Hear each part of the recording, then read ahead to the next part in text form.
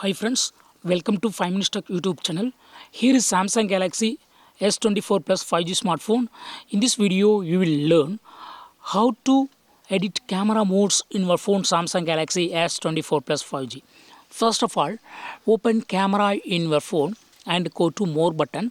And here, if you would like to bring these options to the main area, yes, you can do it. What you have to do is just long press on the particular icon, that is here I would like to go to this foot feature. Okay, just long press it and drag to the main panel or main area and release. Okay, so that foot option is available in the main area. Okay, in the similar way, if I do it for other option, that is I do it for panorama. So panorama mode is appeared in now in the main panel. Okay, click on save finally and see here panorama and food both have been moved from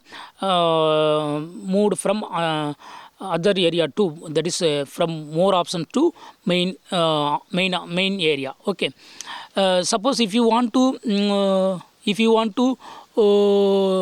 remove from the main area, okay, then you go to select that particular one and then track it back to